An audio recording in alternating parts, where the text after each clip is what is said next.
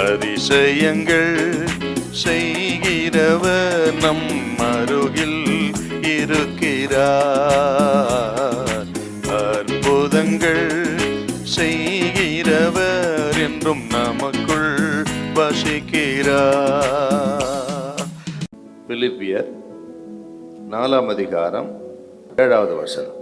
அப்பொழுது எல்லா புத்திக்கும் மேலான தேவ சமாதானம் உங்கள் இருதயங்களையும் உங்கள் சிந்தைகளையும் கிறிஸ்து இயேசுவுக்குள்ளாக காத்துக்கொள்ளும்.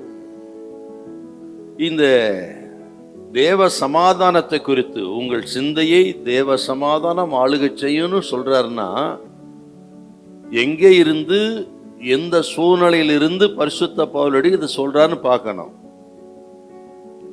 ரோமாபுரி சிறைச்சாலையிலிருந்து இந்த நிருபத்தை எழுதுறார். உங்கள் சிந்தையை கிறிஸ்துவின் தேவ சமாதானம் ஆளுகை செய்வதாக. அந்த சிறையிலிருந்து கொண்டே இவர் என்னவெல்லாம் ஊழியம் செஞ்சான்னு பார்த்தீங்கன்னா ரொம்ப ஆச்சரியமா இருக்கான். காவல் காக்கிற ராணுவ வீரர்களுக்கு சுவிசேஷம், அரண்மனையில ராயனுடைய அரண்மனையில் இருக்கிறவர்களுக்கு சுவிசேஷம், அந்த ரோமாபுரியில பாடுபடுகிற கிறிஸ்தவ விசுவாசிகளை தைரியப்படுத்துகிற ஊழியம் என்று இத்தனை ஊழியத்தை சிறையிலிருந்தே செய்தவர் அவர் இப்பொழுது சொல்றாருங்க பிலிப்பு சபையாருக்கு, உங்கள் இருதயத்தை சிந்தையை தேவ சமாதானம் ஆளுகை செய்யட்டும். சிறை போன்ற ஒரு உபத்திரவம் பாடுகள் மத்தியில தான் இந்த ரெண்டும் பாதிக்கப்படுங்க. எந்த ரெண்டும்? இருதயமும் சிந்தையும். இருதயமும் சிந்தையும் பாதிக்கப்படுகிற இடம் சிறை. இப்ப சொல்றாருங்க, உன் இருதயத்தையும் சிந்தையும் தேவ சமாதானம் ஆளுகை செய்வதாக. அல்லேலூயா. ஆக நமது சிந்தையை நாம் ஆளுகை செய்யணும்.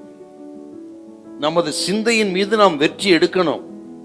எந்த எண்ணங்களையும் கிறிஸ்து இயேசுவுக்குள் சரிபடுத்துவர்களாய் இருக்கிறோம்.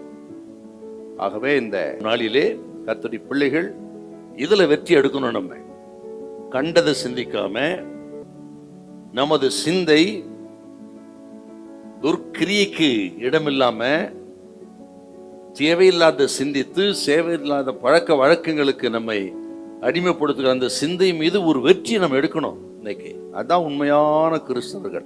வாலிப சகோதர சகோதரிகள், தயவு செய்து இது சாதாரணம் எடுக்காதீங்க. உங்க சிந்தையை பரிசுத்தமாக்கி கொள்ள ஒரு ஜெபம் பண்ணுங்க. ஆண்டவருக்கு உதவி கேளுங்க. நிச்சயமா கர்த்தர் நமக்கு உதவி செய்வார்.